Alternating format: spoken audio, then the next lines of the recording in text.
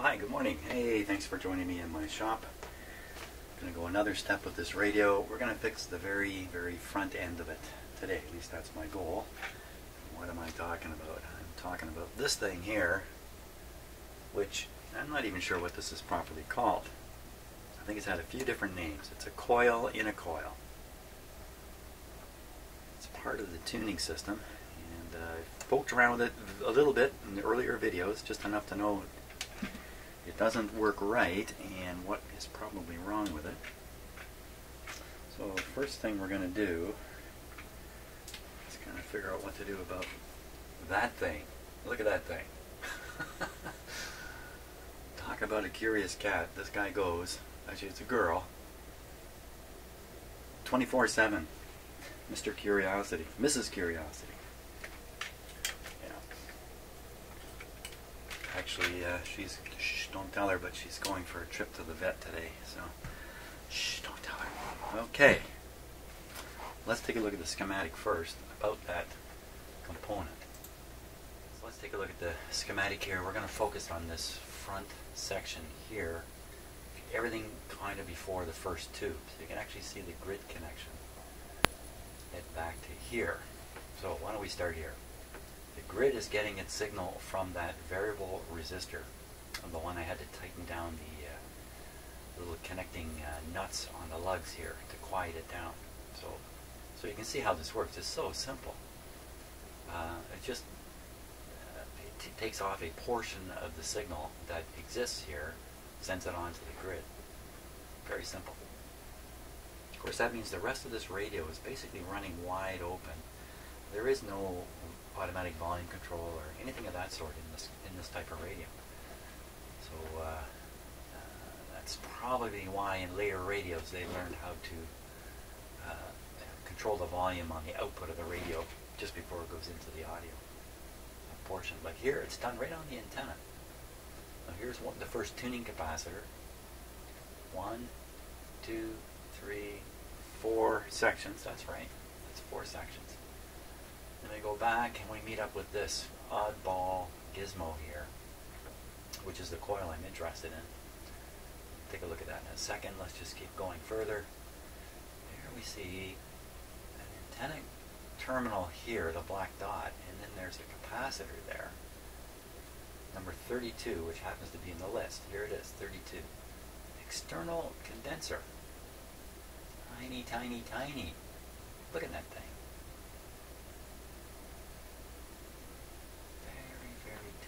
Now, depending upon the resistance of this resistor, and here it is here, half a million ohms. So that's not too far from an open circuit in some regards. So you apply the antenna signal, and it's looking at this very high impedance circuit over here, and this strange gizmo. What is this actually doing? So you've got a coil in a coil. Well, I just got off the phone with probably the biggest tube aficionado I've run into yet. Certainly the biggest tube aficionado. Tube equipment, radios, all that kind of stuff. TVs, the whole shot. Out on the east coast of Canada. So here we go. Now back to what I'm trying to sort out here, which is this little coil. So it looks to me, just from looking at the diagram here, one of these rotates. Of course, let's say it's this one that rotates, and you could rotate it through about 300 degrees or something like that. So you can get it vertical, or you can get it this way, horizontal, the way it's shown. But my guess is these coils. It's not a guess. I mean, it's a fact. These coils turn this way at right angles would not interact much. If you turn them into a aligned position, then they would interact. Come to think of it, it's a weird, like an auto transformer, sorta, kinda. I don't know, where it is its own primary and secondary at the same time. I got no sense of how this should really work, but if you turn this aligned so that the current was going in two different directions in the two coils. I think that would have a bucking action. I think that would tend to deliver a high impedance, if you like, to the circuit here. These two coils were aligned so the currents were flowing in opposing directions. You know, I don't know, opposing or the same direction, I don't know, but I think I know this. One way or the other. Yeah, that's about it. That's about all I know. My thoughts are running just a fraction ahead of my mouth, by the way, so beware. Okay, let's not look at it from the point of view of what it likely does magnetically or electrically or whatever. What's it doing in the circuit here? So,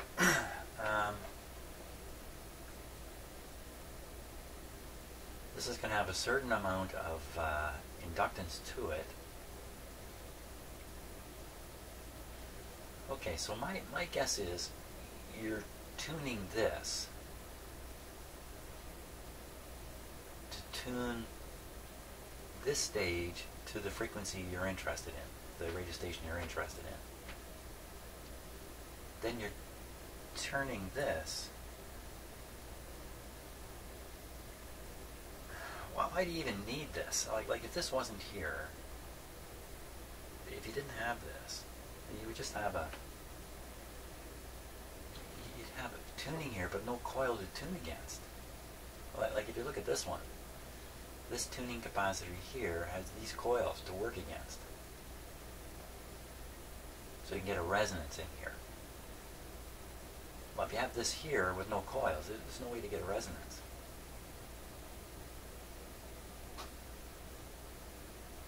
I wonder if this is like having a coil to resonate against the capacitor, but its inductance can be varied slightly up and down by turning this control.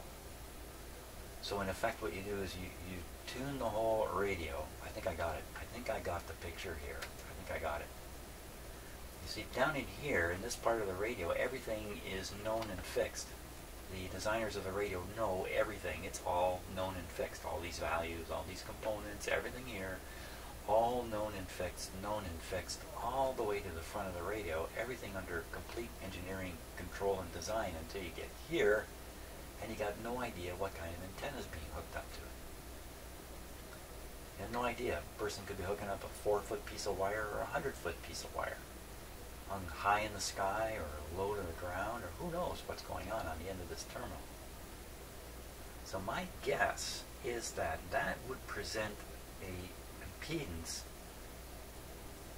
in my mind mostly capacitive, but let's just suppose that antenna somehow is in inductance too, an inductance against which this tuning capacitor works. Well, what are the chances here? Because when I look down the radio, I see every one of these capacitors is identical. It's 4 identical stages, if you like. Now, this whole thing is identical again and again. It's like 4 radios in a row. 1, 2, 3. Yeah, let's say three radios in a row here, all identical, except this first radio has a wild connection here. So this is the wilding compensator. This is what brings the wild antenna into the realm of impedance needed, this whole thing, so that this guy can resonate at the same frequency that all these guys are resonating, these circuits here, these tuned circuits.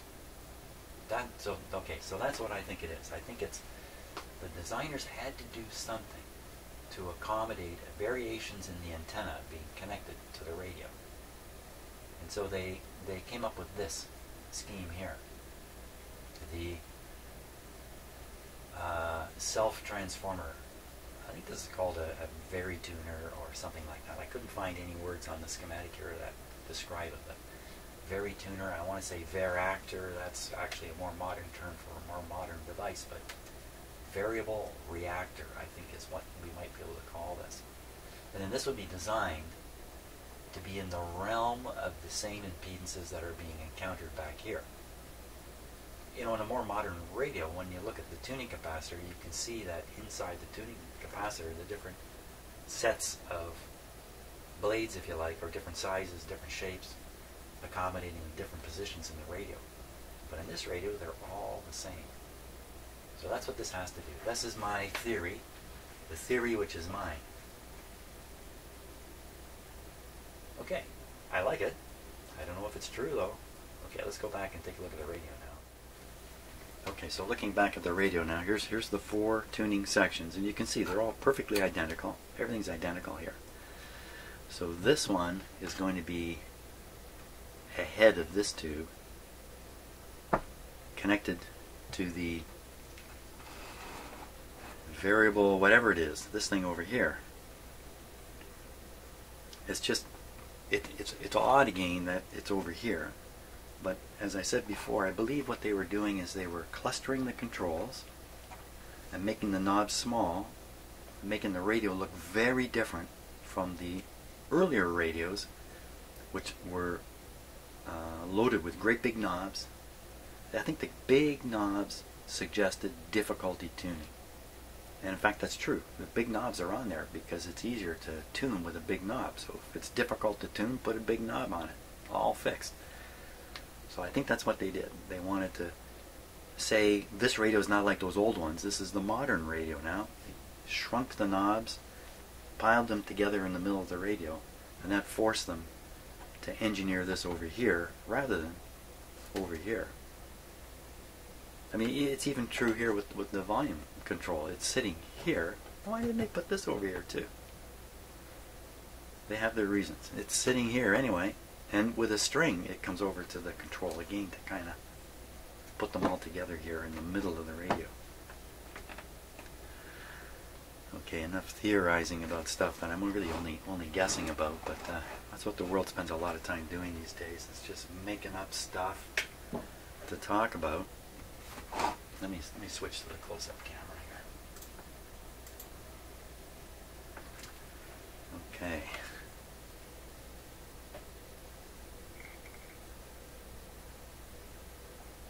It's really interesting how this is done, because it's not one bundle of wire, it's 2 bundles of wire. And then down here also 2.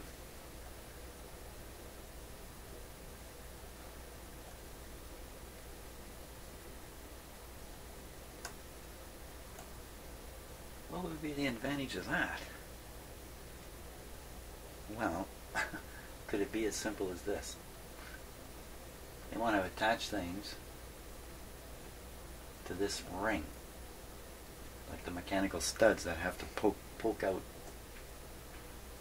you know, the shaft this is rotating on. In fact, you can kind of see them in there. Right? Those have to fit through the center of here. They got to go through the center, or you can't do this. But you can't go through the center if at the same time, oh my gosh, they can't go through the center if at the same time you've got a shaft. Isn't that right, Shadow? Shadow, I'll show you this. Okay, take a look at this. You'll like this. See that thing moving? That's real interesting to her. Yeah, see that thing moving there? So I'm just explaining. That's it, just walk through the shot. I'm just explaining that there's 2 bundles of wire, if you like, because they couldn't make it one. They just couldn't make it one because they wanted to use the center area for riveting, and the same thing on this other side coil. Oh my gosh, this is the wire-eating cat of the century. Come on, look, this is not good. This is just the kind of thing that's going to get me and you into trouble. I've had a whole safety session with this cat. I've shown it diagrams. I've explained things to it. Right from first principles. And yet, it's just not getting it. Not getting it.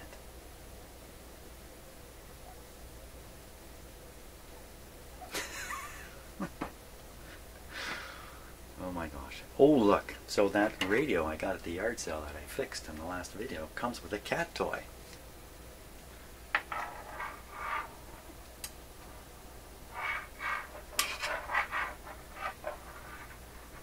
Doesn't take much.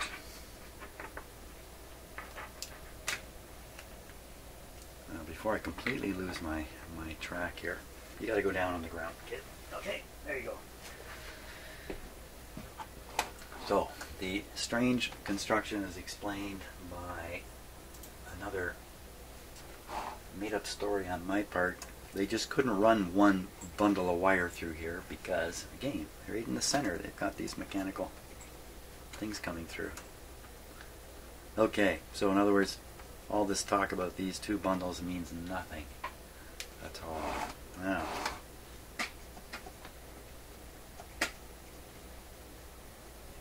let's just take a look here at what's up.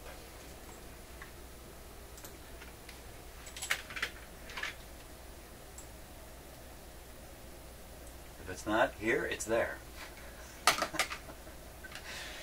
Enjoy your time as a small cat, because eventually you're going to get too big to come up and do these kinds of things. Oh my gosh. Okay, I know some of you just love seeing cats, so I'm indulging you. We need to get a closer look at this now. Let's see if I can concentrate and ignore the cat.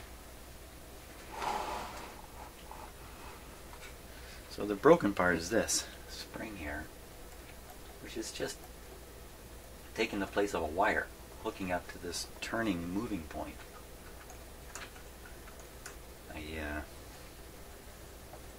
It's like a wind-up spring in a clock.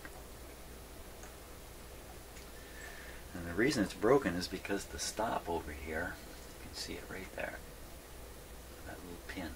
The stop, not stopping anything. Let's start with the stop. We'll take a really close look at the stop here. And just a second here, I just got to adjust the focus on the camera so we can get up real close.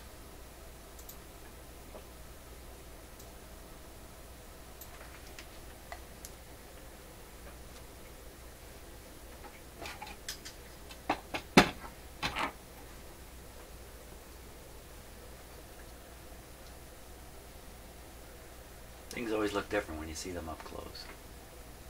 So we see a spring around the shaft, and that's pushing two slip clutches together. See them there? And then the pin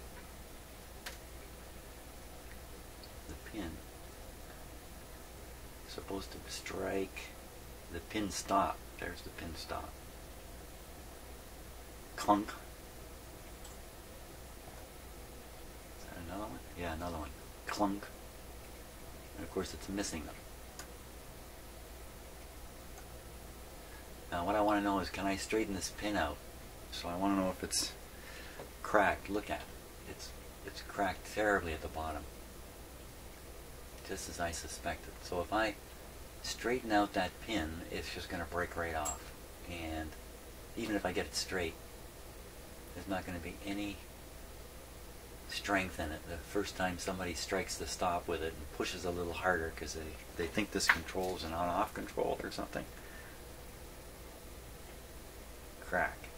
And of course the owner is going to know all this, so he's not the one who's going to do it. That's going to be his cousin when he's showing his cousin the radio. His cousin's going to go, "What's this knob do?" That's the end of that. So I'm not going to be able to rely on this stop here. That slippy clutch thing doesn't look particularly reliable either. It looked like somebody's greased it or oiled it.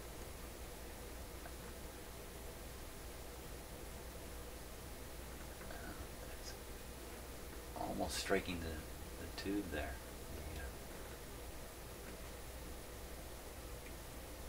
How did they get knocked that far off? Because it's way off. Like I could see it getting bent past the stop a little bit.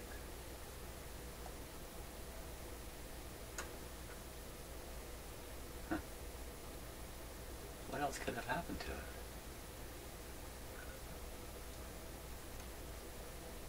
Well, who knows? Now I did turn this control, and there was enough contact in this thing. So see that it's got a slot there, looks like a screwdriver head. It's not. It's a slot into which you slide this coiled metal band and solder it down into it. Like you can see a little piece of the original band is still sticking out of the slot. A little hard to see.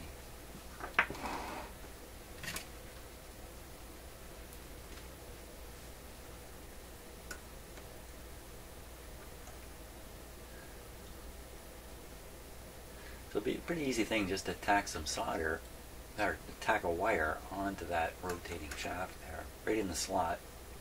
And just have some slacky wire coming over to this terminal here.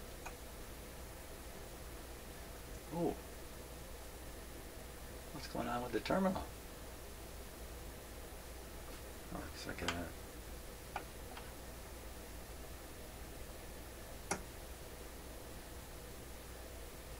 looks like a place where a wire should go, and a wire has never been.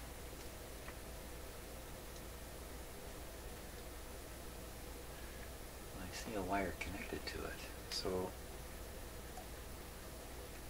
that must be the terminal of the fixed wire.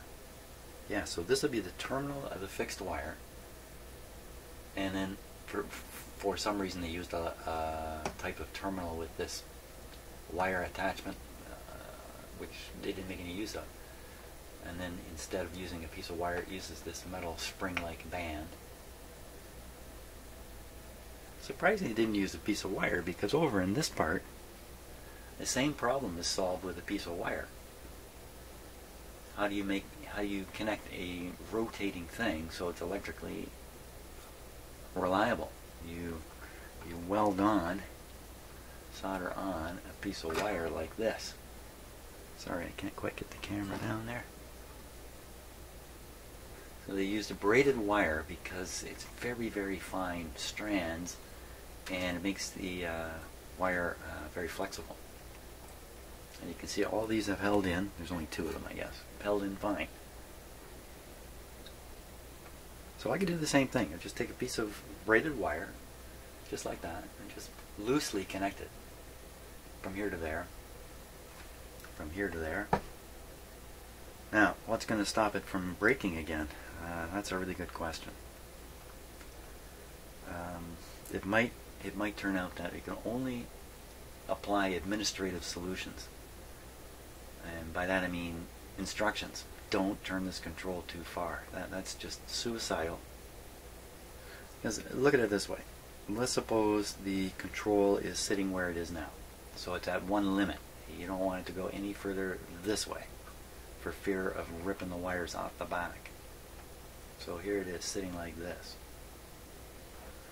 The knob, where's the knobs? The knobs are not marked in any way. There's no mark on the front. So when you come to the radio and you decide you want to adjust this, you got a 50-50 chance of turning it the wrong way. You turn it the wrong way without knowing it, and there's no stop. How far will you go? So let's say you don't go so far as to rip the wire off. So you turn it all the way here. Now you're happy and you leave it. But now the wire is taut in the back. You go away. 5 days later you come back. Hey, let's play this radio again. Hey, what's this knob do? You grab it. Kunk. Or worse yet, you think this is the on-off switch, and then it reaches the sticky point and you just heave it. And that's almost certainly what happened to it. Well, I suppose, let's see, what if I were to attempt to straighten that pin out? Maybe I'm totally wrong. You know, I think this spring-loaded part appears to be pushing against the pin. That's not good. What's going on there?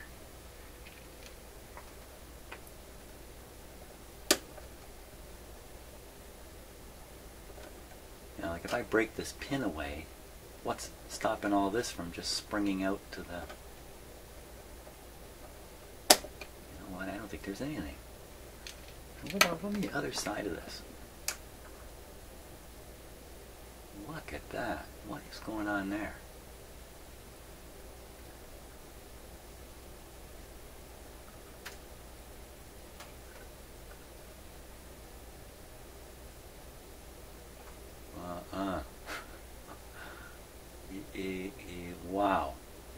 with that.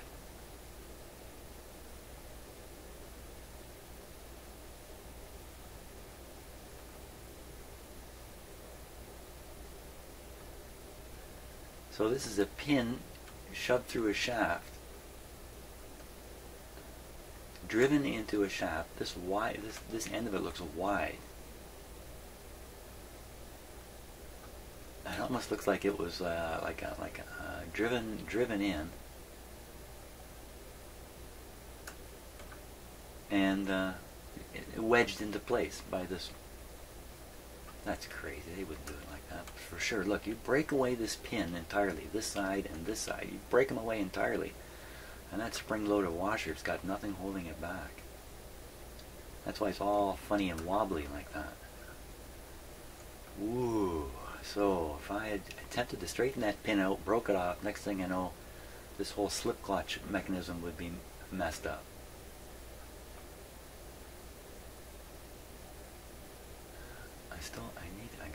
I gotta figure out a way to stop this thing. Maybe I could put some kind of interfering thing that the coil itself would strike. And what I'm thinking is, suppose I drill a hole in here and have a screw extending upwards to about here. And then when you turn the control, clunk, clunk, it hits the screw. Clunk. That's my sound effect, by the way, in case you're wondering. Clunk, clunk.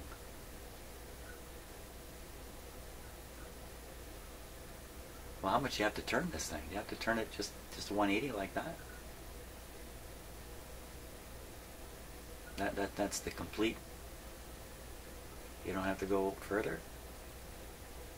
What was the limit on this? Okay, so the limit on this is basically from here to here. So it's a 180 limit. Dunk, dunk. So it's this motion here. Let's see, this would be hitting the limit about there, and hitting the other limit about there.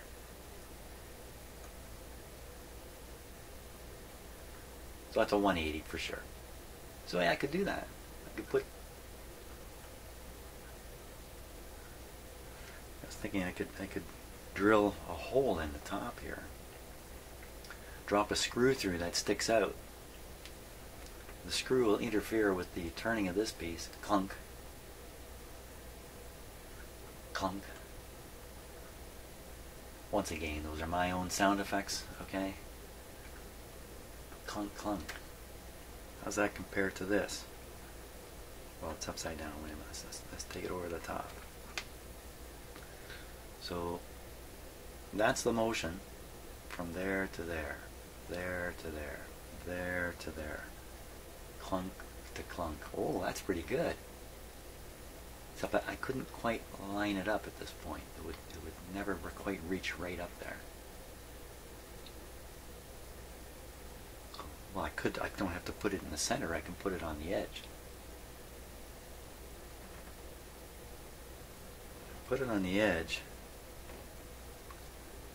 It would stop it about there, and stop it again about there. You know what, this is actually, I don't have to think too hard about this because I can try this. It's no harm punching a small hole through here and fitting in a screw and setting this up. And then finding out it's wrong and just taking it out. Now you got a hole. That's not the end of the world. Something has to stop this from turning, or this radio is not going to make it for another 50 years.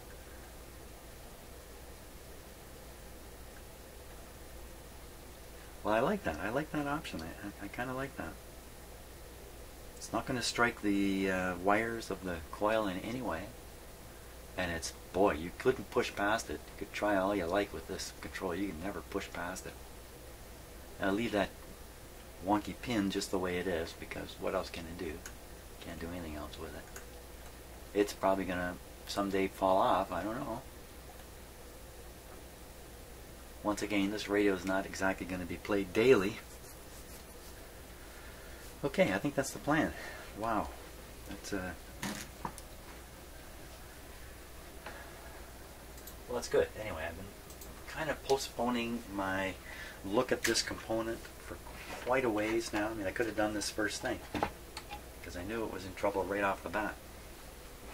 But I postponed paying attention to it in the hopes that I would get more and more familiar with the radio, and then when I went to deal with it, I would be able to. So I think I am. So the name of the game then would be put in the stopper screw, fix this attachment at the back, play the radio. Now, what do we got for time here? I think I got time to do that. Okay, I'm going to drill that hole.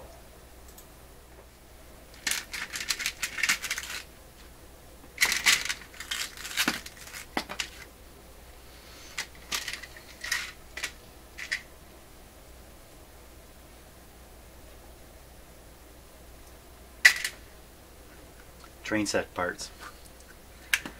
I have an extensive train set in boxes in my garage. HO train set. Okay, these look all to be the same length. I'm not sure these will be long enough. Oh, cool, I think so.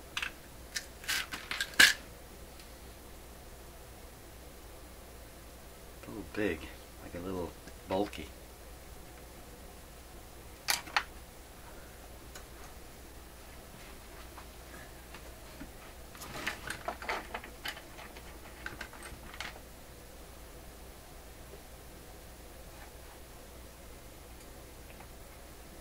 So what are you eating?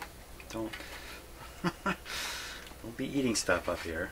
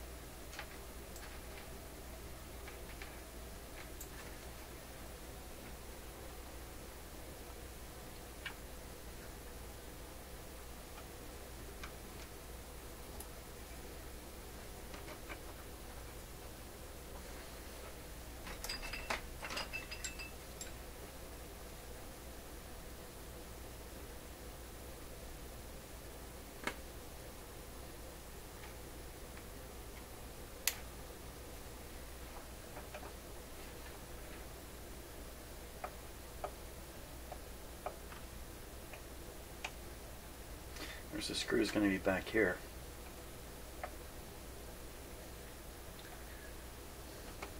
That's perfect, isn't it?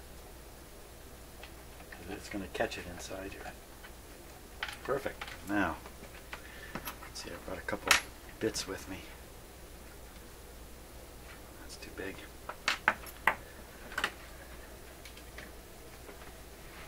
Okay, so I'm going to leave Shadow in charge here of entertaining everybody. That would be you. You are everybody. Entertain away there, Shadow, while I run out and get another smaller.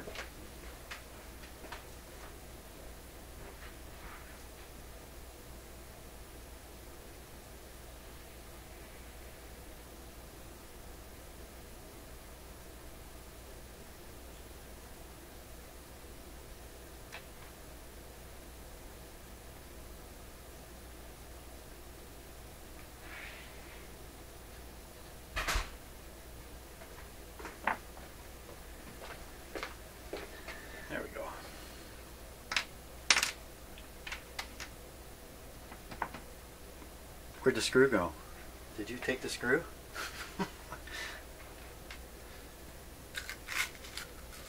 See, I shouldn't have left you alone. Here.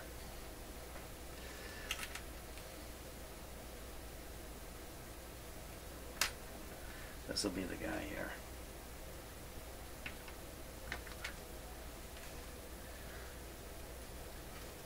This is my original drill I bought maybe when I was, I don't know, 20, which is some time ago. And why am I using it? I've had 3 or 4 battery-powered drills in the interim. Guess what? I'm back to using this one. I just have to plug it into Niagara Falls here.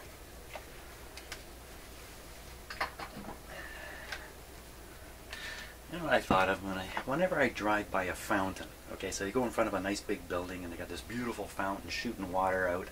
I look at it and I think the water shooting out of here is because of the water falling over Niagara Falls. And they use electricity in between. Water going down in Niagara Falls, water coming up out of the fountain. Yeah, you know what? I gotta scare the bejesus out of my cat here. Poor guy. Here, make a break for it.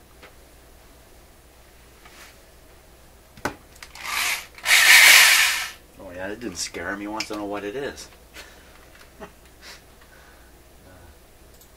Yeah. I'm having a fun time here today. Weather's lousy today. Rain. It's going to be crummy. So I might as well fiddle around in here a little more. Okay, I'll drill down through. I don't want to hit the coil here.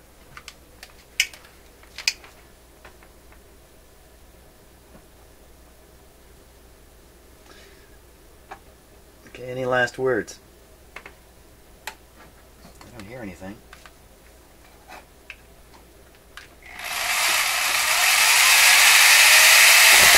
Oh! It was just a little quicker than expected. Now you might be saying, oh, you're putting a piece of steel into this coil here, it's going to affect it. Well, it may affect it, but I'm guessing the effect will be so minimal that it will not be important. So that hole is just barely big enough. I think I can drive the screw through it though. I may not even need to put the nut onto it. I want the screwdriver to slide out and cut the wire there. If I don't put the nut on, it's just that much less metal. That's not bad. It's really... So the total movement is restricted a little bit. When you look in here now at what was the original movement.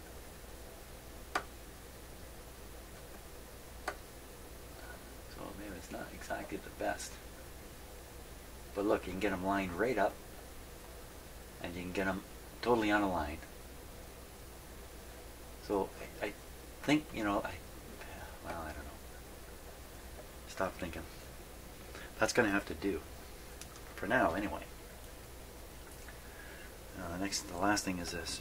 Put a little piece on here. Should I rip away this? No, I'm going to leave this here because it's original, it's harmless, so what, it's sitting there. And somebody comes along 20 years from now, they will see it and they will figure out what has happened, I think.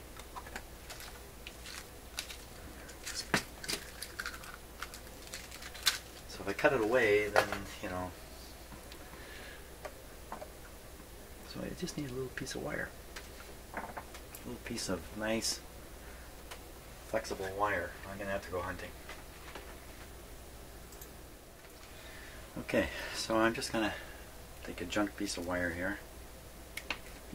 This is a shielded wire, and I'm going to go after the shield that's in it. Oh,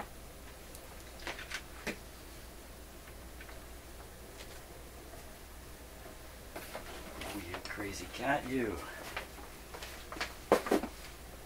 Just comes out of nowhere.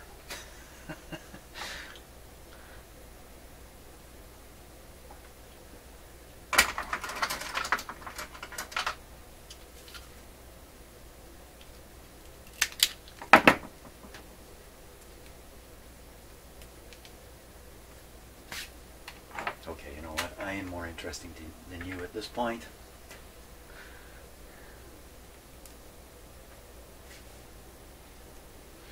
It's way too long.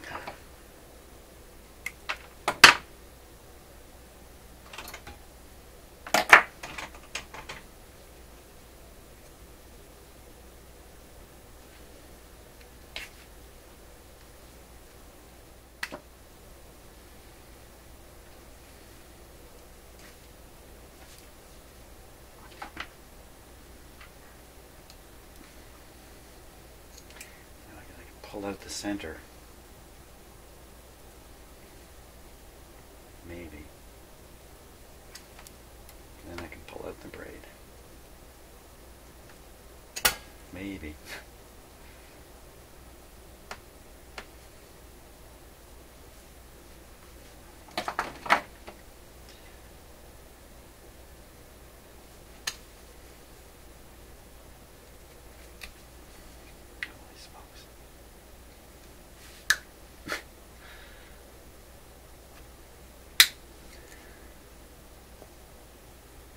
Come on, it's not supposed to be so difficult.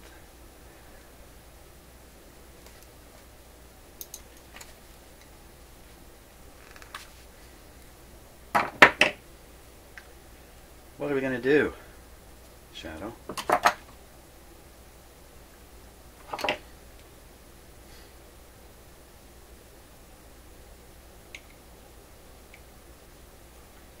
Sometimes these aren't really braided, you know, they're just kind of loose wires, if you like. So if this is one of those, no, it's definitely braided. Come on, out of there. I'll rip this off.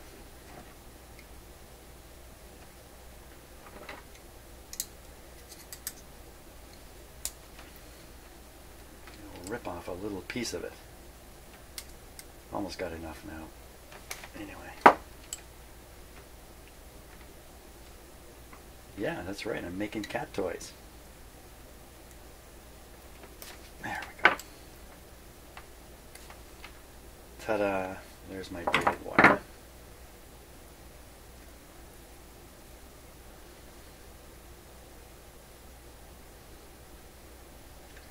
It's a little on the stiff side, but I think if I kind of put it in there correctly, there won't be any spring back from it.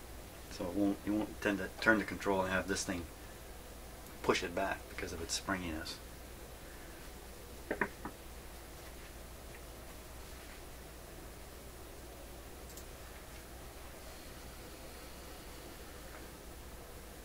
can certainly make use of this little piece now.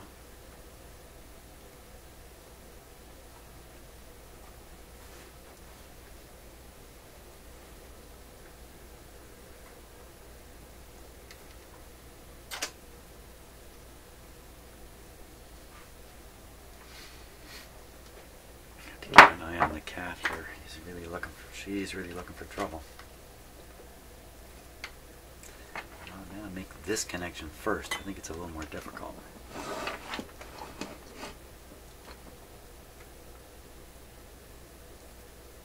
So I'm going to want to heat this up to the point where the solder melts and this solders onto it. Yikes. Yikes. I may have to get rid of this just to get in there, get a good look at it.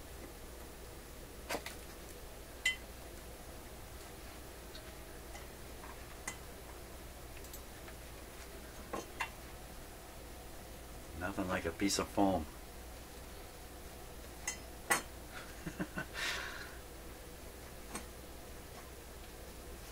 Second thought, I'm going to do the easy one first. And then the wire will be held in place for me to work with it after that.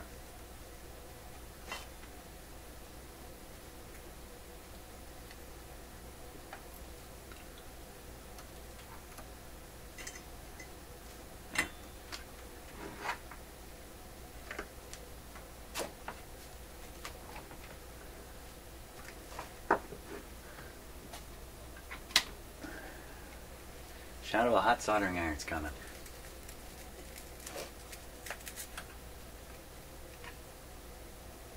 Oh, you just found my solder, which I've been looking for. There it is. Thank you, Shadow. You earned your cat food today. First day ever.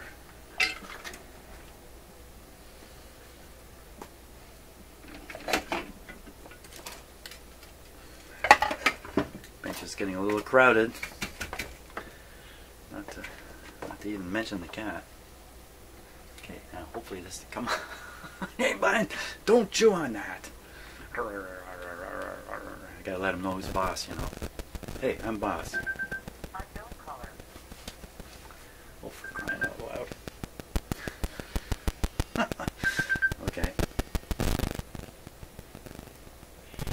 Hello.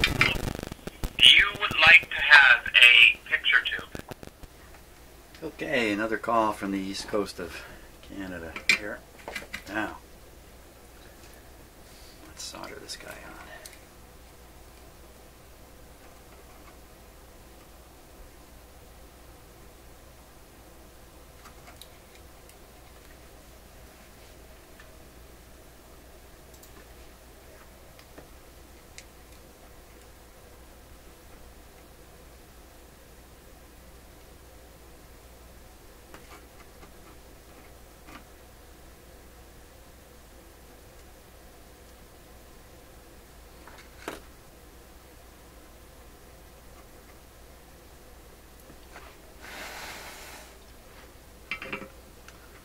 Okay.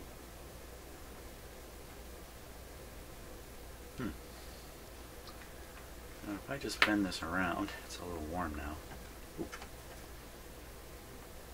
Or just to solder it in like that and let the twisting action work its way through there. You know, that would be just fine. That would be just fine.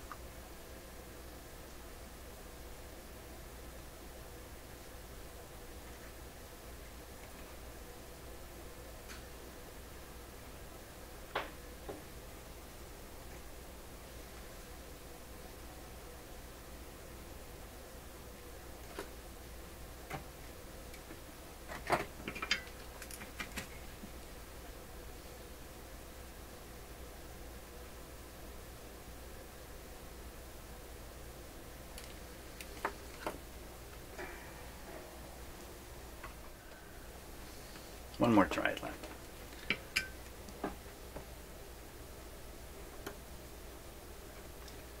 Try and hold this farther back because the pliers are pulling the heat out of it too. Everything's pulling the heat out. That looks a little better.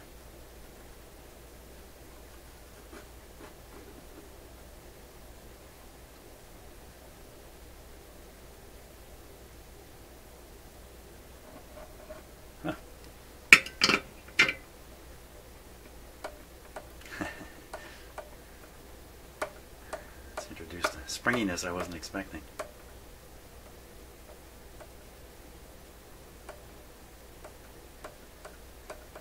I didn't think it would do that.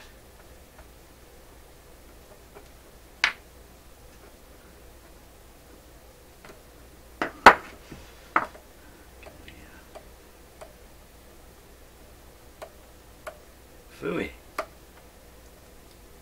I have to squeeze this down. Unexpected. Okay,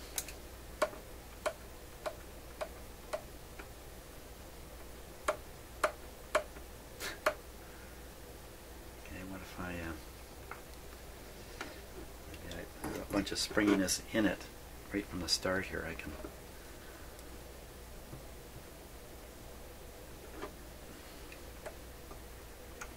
spring down the other end. Ah, this is not going to work.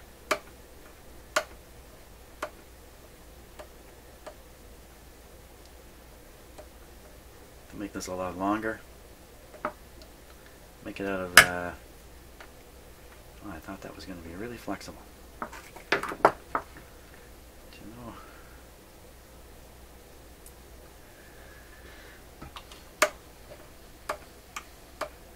if I should leave this like this for now and continue testing on the radio.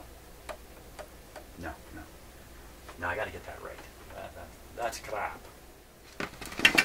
Okay, that's got to work. That's a stranded wire. It's only a few strands. This has got to do the trick.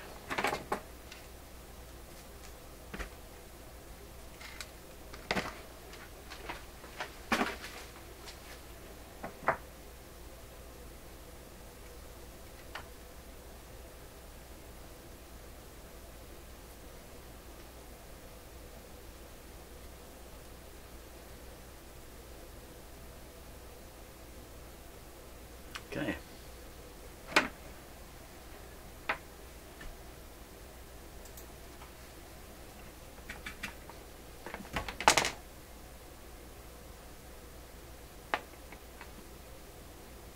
Don't think I hold on to this.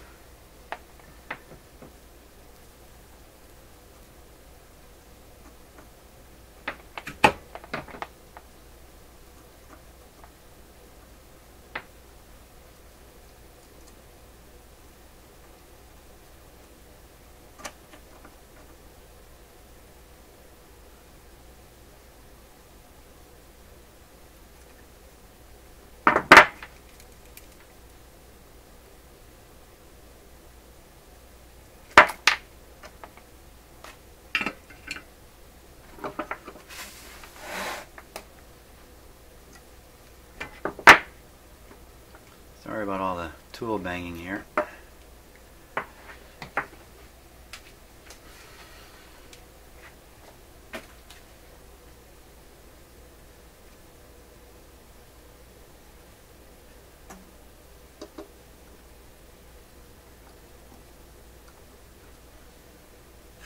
Wow, it's still hot. Ooh.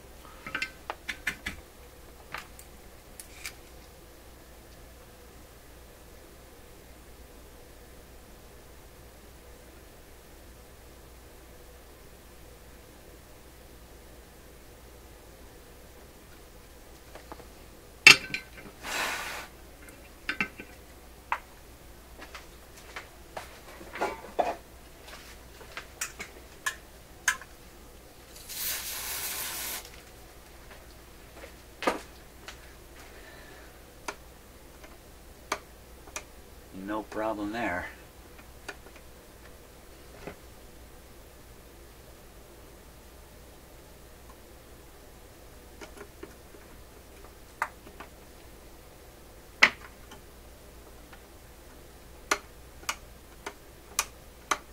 Good. You know, someday this will break, but it's copper. It'll take a long, long, long time, and no one's ever going to operate this radio enough to wear that connection out.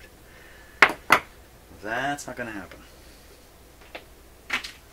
Fantastic. Okay, so we got that done. Oh boy. And where are we? I gotta give the radio a test because I can't. I'm out of time, but I can't leave it like this. So let's quickly give it a test. See what we got going here.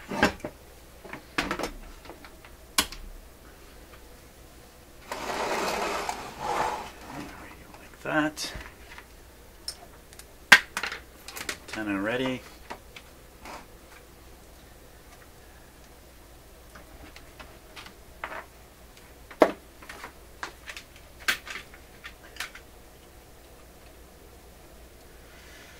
Are we ready? Not really. Okay. Plugged in. Switch is always on. Volume is down. And antenna disconnected. Good. There we go. Radio's humming as usual. Little panel lights come on as usual. Everything's good. Turn it up. Good show. Nothing because I have no antenna. Put the antenna. Come on, baby. Come on, man. Sing to me now.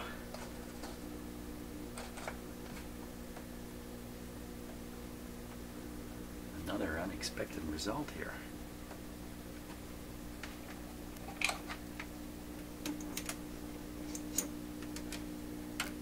Oh, decided not to work.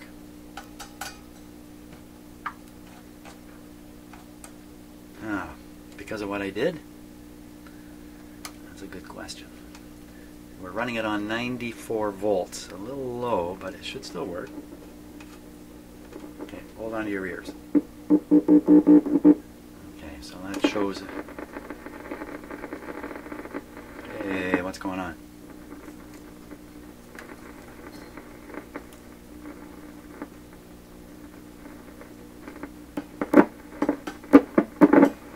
Seems to be coming to life here.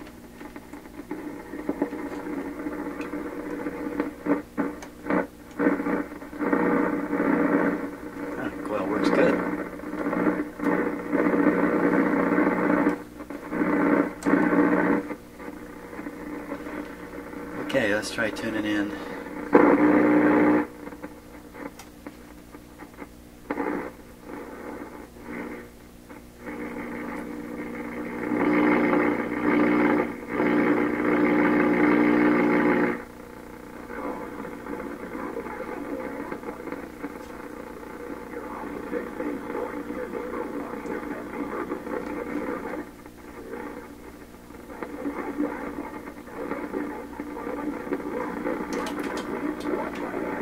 Coil's heavy, right in the middle.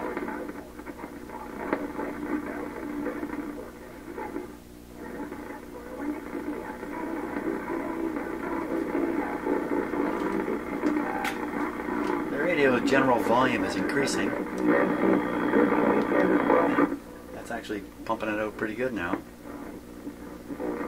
Still got the garble.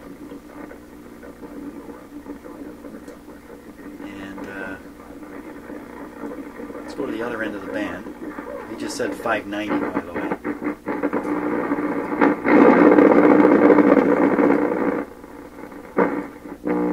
Wow. Quiet spot there. No quiet spots. Okay, we're still getting... Looks like... Well, that's... Finish the sentence. So I went to the other end of the band to see how this thing tunes, if it centers, if there's a peak in it, and it looks like the peak is right when the two coils are in parallel or in alignment. Like that. Stop talking.